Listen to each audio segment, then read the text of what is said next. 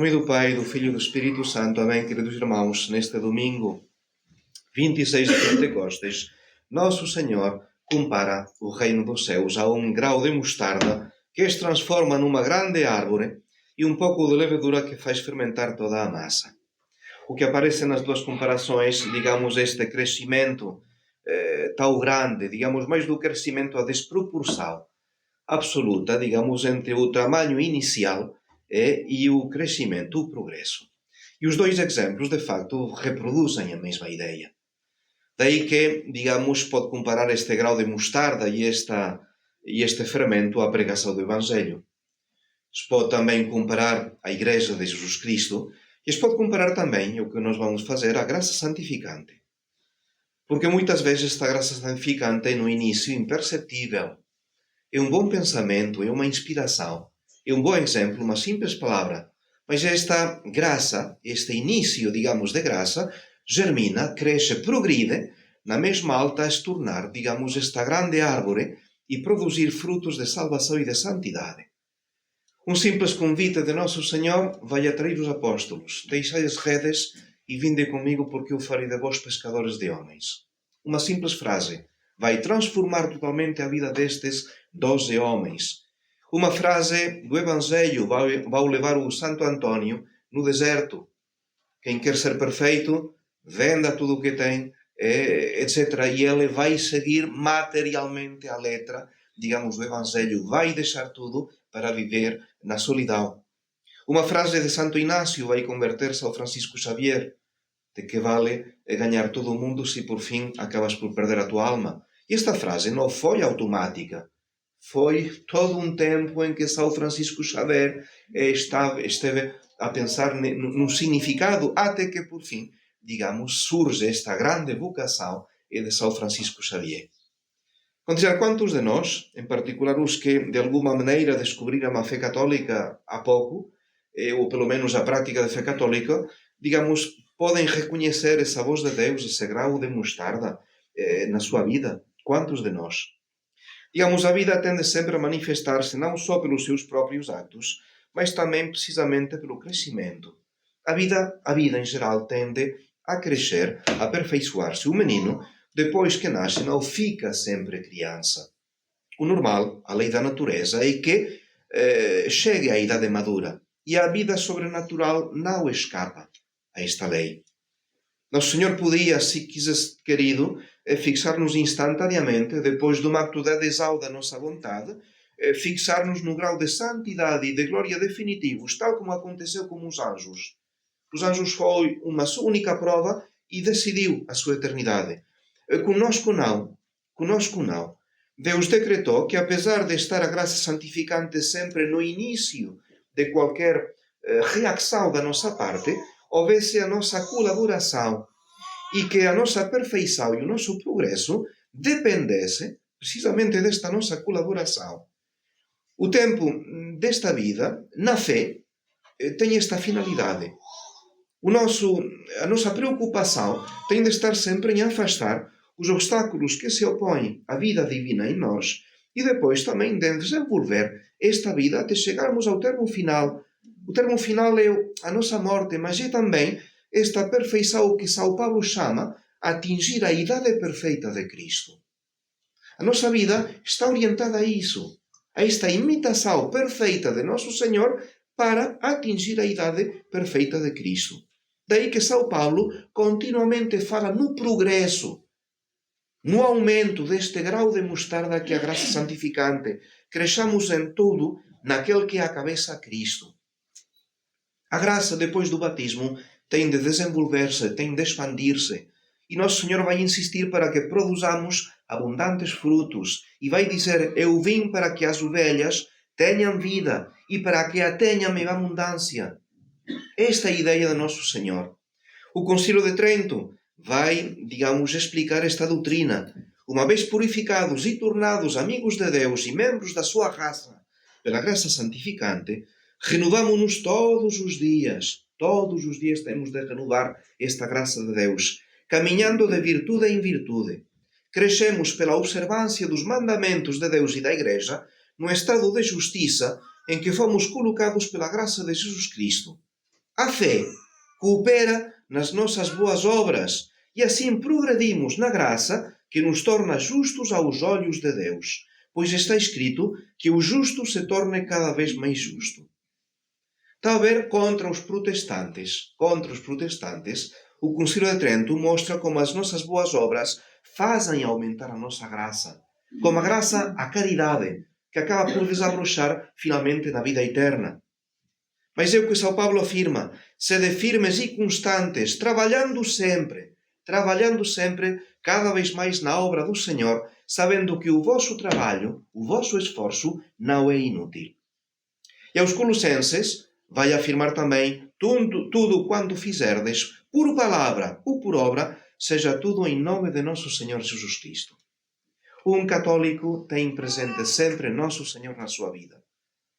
E São Paulo diz tudo, não só as ações que por natureza se referem a Deus, no sentido, exercícios de piedade, assistência à Santa Missa, à comunhão, as obras de caridade espirituais, corporais. Sim, tudo isto já está centrado em Deus. Mas São Paulo diz, tudo quanto fizerdes, as ações mais ordinárias e banais, os mais vulgares incidentes da nossa existência cotidiana, como pode ser o alimentar-se, o nosso alimento, cuidar dos nossos negócios, dos nossos trabalhos, cumprir na sociedade as diversas obrigações necessárias ou mesmo úteis, digamos, de homem e de cidadão, descansar, dar-se o repouso.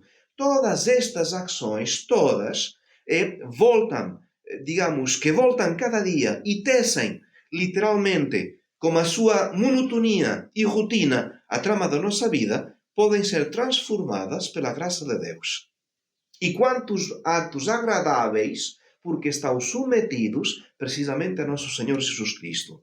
É como um grau de incenso que um pouco de pó, sem consistência, mas lançado no fogo, se torna num perfume agradável. E isto é que deveria ser a nossa vida. Nas coisas grandes, também, mas são pouco ordinárias. Nas coisas banais é que são mais repetitivas. E então São Paulo diz, somos para Deus o perfume de Cristo. Entre os que se salvam e entre os que se perdem. Para os dois, somos o perfume de Cristo. E por nosso meio, difunde o perfume do seu conhecimento em todo lugar. Sabemos que para São Paulo não há nada exceptuado. Digamos, nenhum esforço, nenhum trabalho, nenhuma obra, nenhum sacrifício, nenhum, sofrimento, nenhum desgosto, lágrima, nada escapa, se quisermos, a esta influência salutar da graça e da caridade. Grau de mostarda tem de crescer. Levedura que faz levantar precisamente a massa. Não se trata de mudar a nossa natureza, não se trata disso, se trata de corrigir o que ela tem de defeituoso. Basta-nos permanecer na graça santificante, não perdê-la pelo pecado mortal. Viver no lugar em que a providência nos marcou. Cumprir o dever da hora que passa. É isto com simplicidade, tranquilamente, sem agitação, sem febre, com confiança em Deus. Digamos, isto simplesmente nesta confiança de que, sendo filhos de Deus, fazemos tudo para agradar ao nosso Pai. Dizem os santos que parar no caminho da santificação é o mesmo que recuar. Se trata de não recuar nunca. Sejamos como São Paulo, que dizia: não pretendo dizer que já alcancei a meta e que cheguei à perfeição, não. São Paulo. Mas eu me empenho em conquistá-la, uma vez que também eu fui conquistado por Jesus Cristo. Consciente de não tê-la ainda conquistado, só procuro isto. Prescindindo do passado, não interessa o que foi o meu passado. E atirando-me ao que resta para a frente, persigo o alvo, rumo ao prémio celeste, ao qual Deus nos chama em Jesus Cristo. Isto é que a vida cristã. Uma vida que esquece o seu passado, que olha para adiante, como é que eu posso agradar a Deus, e então sigo esta direção.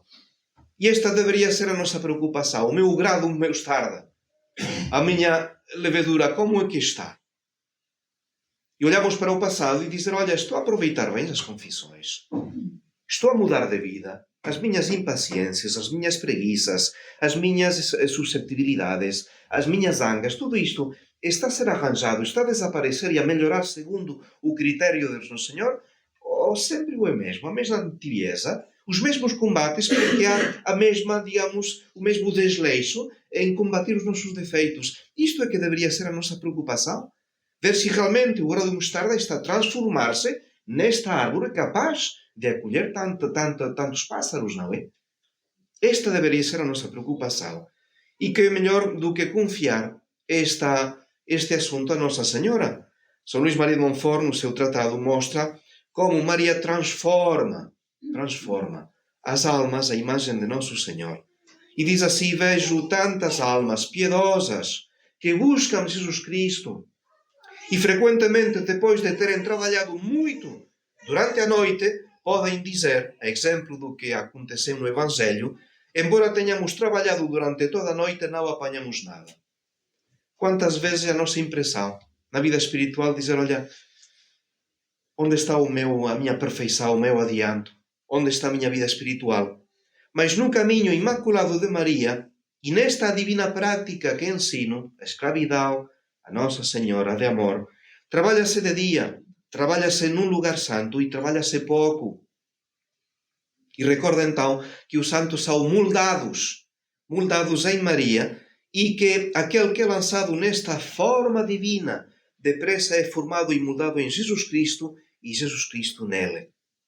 Facilmente e em pouco tempo será transformado em Deus, divinizado, pois é lançado no próprio molde que formou um Deus. Então, que Nossa Senhora esteja sempre conosco, nos ajude a sermos graus de mostarda e fermento, primeiro, para ver a nossa própria transformação, com a ajuda de Deus, com a ajuda da graça de Deus, mas notar a nossa própria transformação. Depois também, graças a este apoio e companhia de Nossa Senhora, sermos também fermento, sermos grau de mostarda para os que nos rodeiam, isto é, ser instrumentos nas mãos de Maria para sermos cada dia mais o bom odor de Cristo. Em nome do Pai, do Filho e do Espírito Santo. Amém.